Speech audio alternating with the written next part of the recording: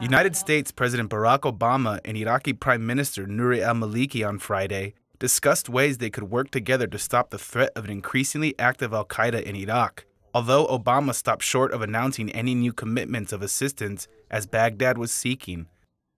Al-Maliki came to the White House seeking more U.S. aid to combat the violence ravaging his country, including additional weapons and help with intelligence. Bloodshed brought on by insurgents in Iraq has spiked since U.S. troops left in 2011. Obama said at the end of his roughly 2-hour meeting with al-Maliki that the best way to honor lives lost during the Iraq War would be to bring about a functioning democracy. Neither leader discussed al-Maliki's request for help before reporters, although Obama indicated the United States has a self-interest in helping Iraq combat violence. Unfortunately, al-Qaeda has still been active and has grown more active recently.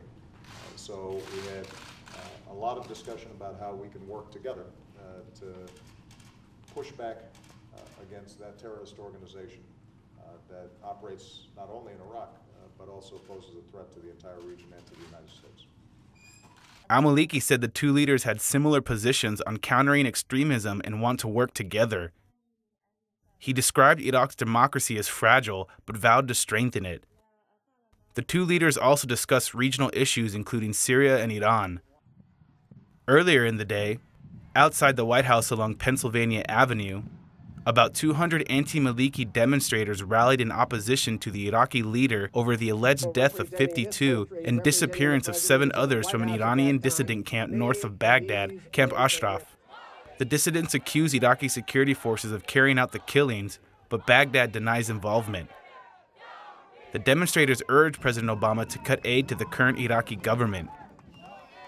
Newt Gingrich, the former Speaker of the U.S. House of Representatives, addressed the group, suggesting that Maliki was a puppet of the Iranians.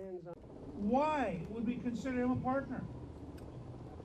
What he will then have proven to us at a practical level is that he is an Iranian puppet who is unworthy of American support. Now he has to choose. Al-Maliki's visit with Obama was their first meeting since December 2011, 6 days before the last U.S. troops left Iraq. At the time, Obama pledged the U.S. would remain committed to the government they left behind and helped create.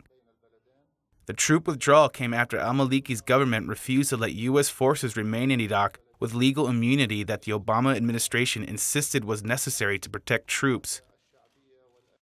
Obama had campaigned for the presidency on ending the nearly 9-year war in Iraq and took the opportunity offered by the legal dispute to pull all troops out.